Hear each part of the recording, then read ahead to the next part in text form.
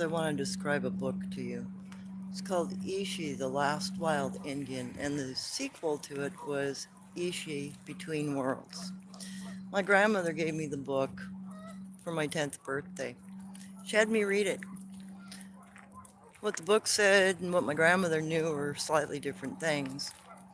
When I was done reading it, my grandmother asked me, "What do you think the picture on the front of the book is about?"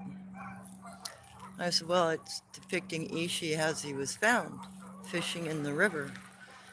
And then she asked me, "Well, if he was found fishing in a river, then why did the newspapers say he was caught pilfering meat from a slaughterhouse?"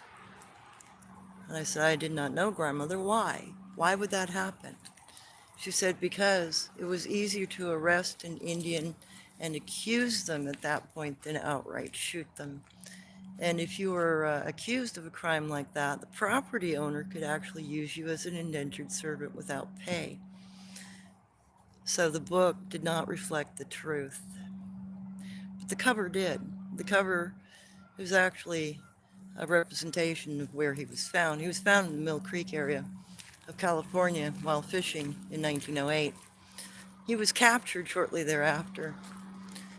The publications say that his mother and grandmother were still alive in the cave that they were living in. The Native American story about what was going on there. Oh, and that a few people had stolen stuff from them, and that was the extent of the damage. But what the Native American understanding of that story was this: Ishi had gone out hunting. He was the last surviving male of his family. His grandmother survived, his mother survived, and he had two sisters. So he was taking up the responsibility of feeding the four individuals plus himself, because his father had died the previous year of illness, contracted it somehow, got pneumonia, etc., died. So he was the only surviving male, and he was the eldest child. And that when his family was found while he was out hunting, the trappers that found his family shot them to death in the cave. So when he came home with the game, he found his grandmother, his mother, and both of his sisters dead. So when you're thinking about history and what happened to Native Americans, people don't discuss the other nuances. They think the Indian Removal Act just meant that Native Americans were being displaced across the country. We were being relocated. No, what it really was, because that act originally started in 1830, May of, if I remember correctly, and the brunt of it really became evident in 1838 when mass extermination was okayed. Meaning that if local governments decided that two or more Indians or 10 Indians getting together might be a problem, they'd pass a law and say, "Hey, that's a raiding party. Let's kill them." If you caught them on your land taking anything, even a sheaf of grass, they were considered an intruder, and you could put them under indentured.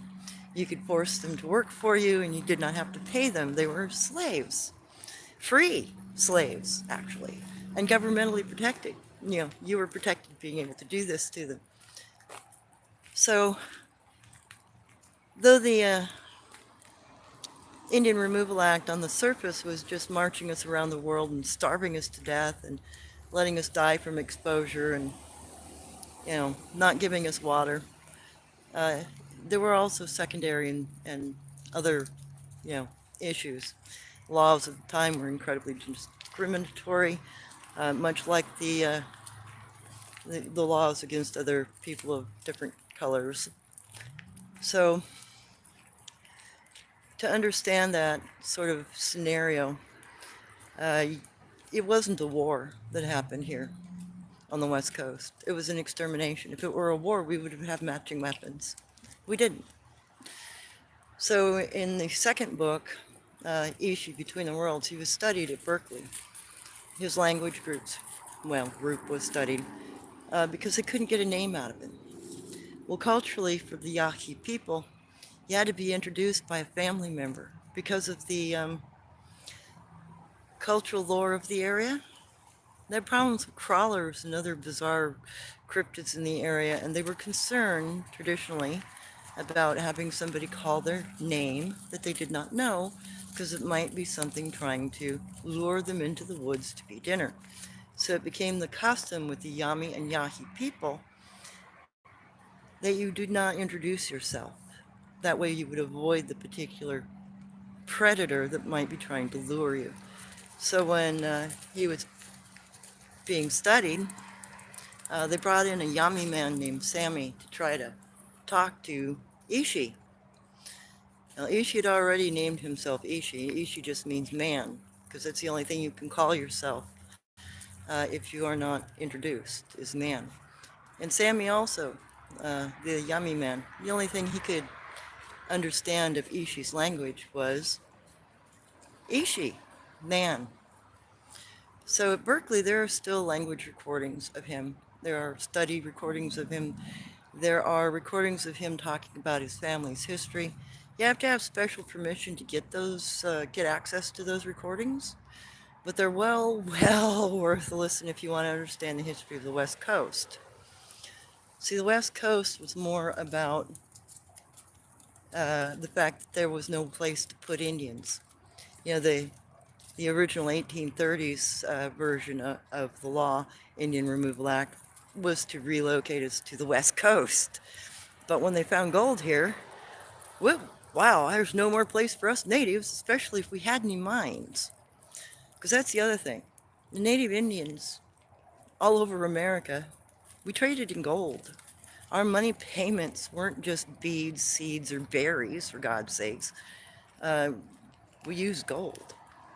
So I think a lot of the extermination issues were based in that sort of discrimination. Hey, I don't want just your land, I want your money too. So that became an issue, a very severe issue.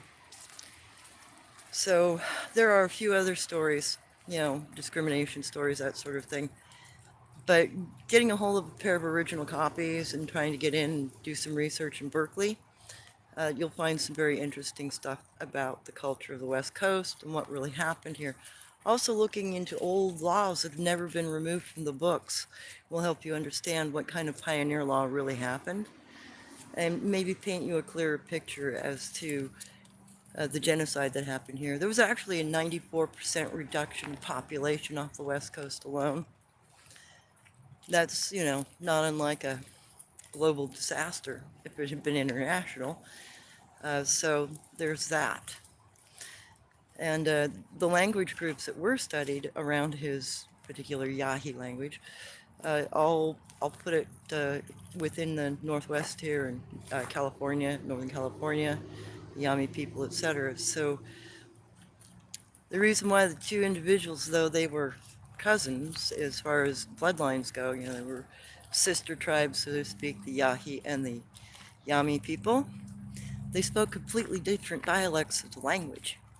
There were very few words they actually shared. That's also probably why there's such a high concentration of unusual language groups here on the West Coast. In the native cultures, I think we got like 130 some odd different language groups here on the West Coast.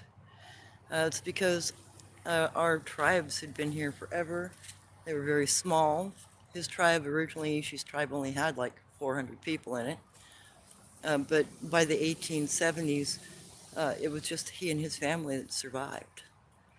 And then, you know, with his parents and sisters being shot, which they never talk about in the books, uh, he was quite literally the last wild Indian, so to speak.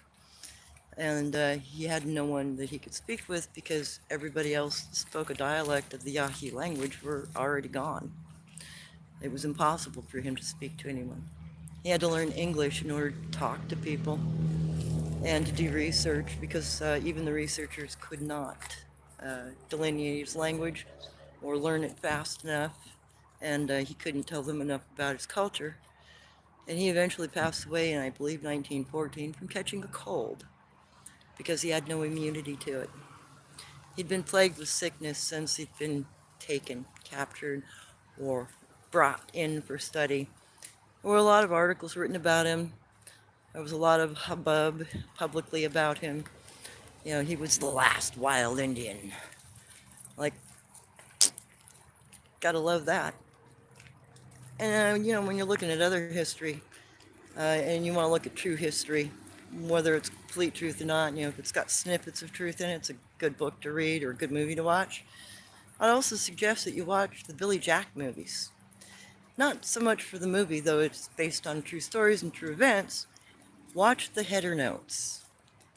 Look at what was still being done in the 60s and 70s.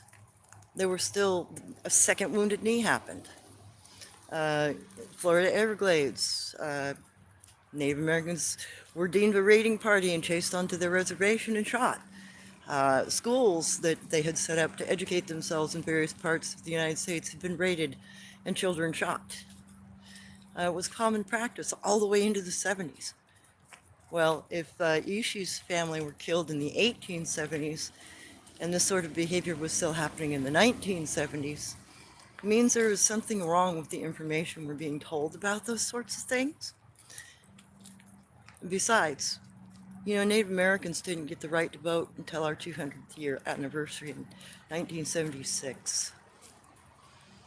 My mother's votes and her service in the military basically meant nothing until about 1978.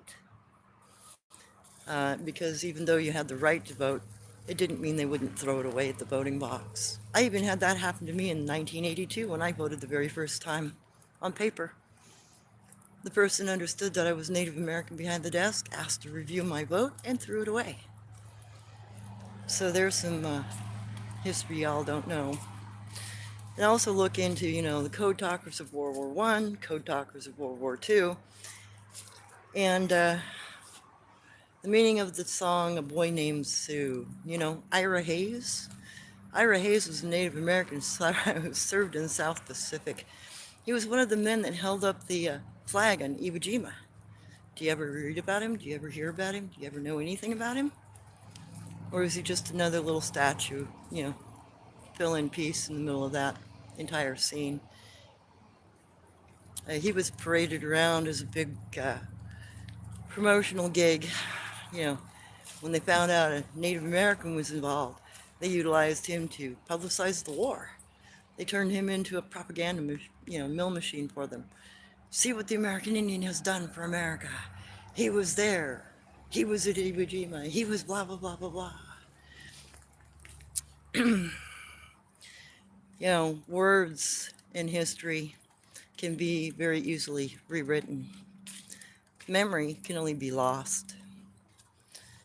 Keep that in mind when you're dealing with native lore.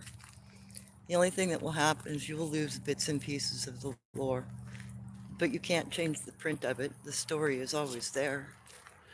But if I write something online, somebody else can come in and fix that and rewrite it. If I publish something in a book, somebody can do a review and destroy that book, or they can, you know, write a book that's contrary. But lore can't be done that way. It's impossible to do it that way because it's something that's in the human mind, and it's something that can be shared and known by many people, and where fragments can be put back together if the stories are similar enough. So, I just wanted to give you a little bit of particular reading material if you're interested in those books. Mind you, neither one of those books is more than 200 pages. Great dedication to history there. But the details are very interesting, and the considerations are very interesting, especially when you look in the old laws that are not removed from the books. Imagine the ones that have been removed. You know, at one point in time, you could buy a toe tag for a human being in the United States. In fact, in some counties in the South, of parishes, you still can buy toe tags for human beings. That's left over from an era that, you know, was incredibly violent, but I don't think it's ever really stopped, just become more subtle. So let me try to answer a question or two, because I didn't bring my glasses. I may not be able to read very well. And, you know, if you guys find good information, which sometimes can be hard to do, please put it up. And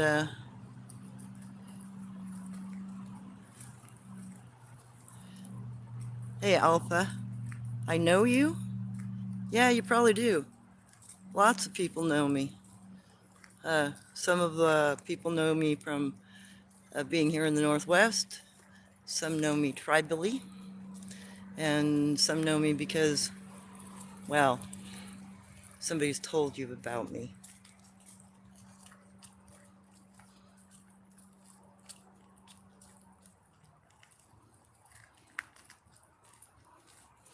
Good to meet you, Lil. Sorry, like I said, if I mispronounce stuff, it's because I forgot to bring my glasses with me.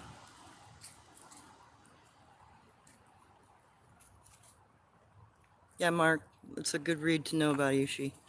It's a forgotten piece of history. And there is actually a lot of resource material still at the universities that studied him, because that's really what they did. They just studied him like an animal. He even made comments like how uncomfortable he felt being within our culture. Some of that's addressed in the second book about him.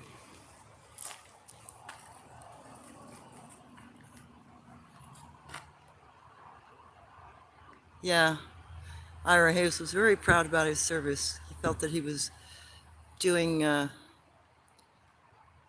doing right work. You know, he was acting in a correct manner, in a moral way to help our world survive and you know, preserve freedom.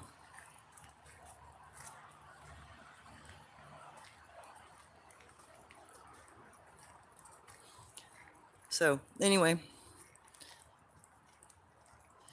I have got to head to work.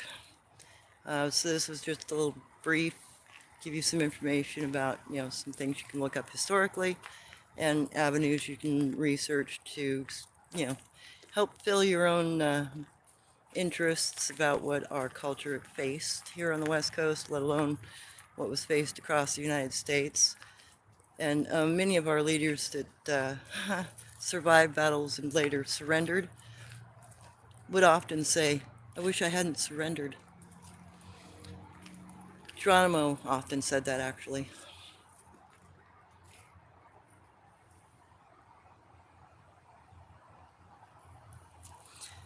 So please, if you guys have a chance to read any of that or review those films, take a look at them, learn a little bit. You know, and it's been an ongoing process to try to bring this sort of information out in any kind of manner that anyone can find information on. I mean, a lot of stuff, you got to go back to original chronicles, you got to go back to original gazettes, which means you actually have to go to museums or you have to go to repositories and read those scraps of information in person, because a lot of it's not even published online yet, or probably never will be, or some cases they're just disregarding and throwing away old newspapers and whatnot from earlier times because, well, it's just a bunch of junk in the corner over there. We don't need to know what was in that anyway. Doesn't really matter. We have a new culture. We're modern. So, you have a good one. Thank you guys for taking a few seconds to listen. Please, again, go find the books on Ishi and read them, and then do some digging. You know, look into what your past laws were in your county. See what's still on the books. See what was historically taken off if you can find that information.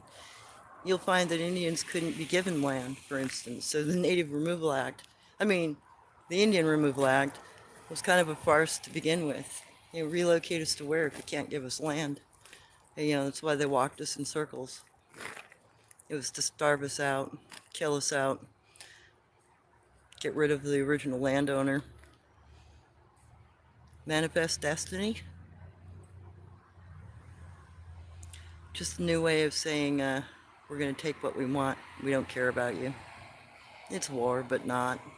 You know, war is actually two people having, or two countries having a disagreement. Slaughter is what you do to animals. Anyway, have a good morning, have a good evening, have a good night. Take care.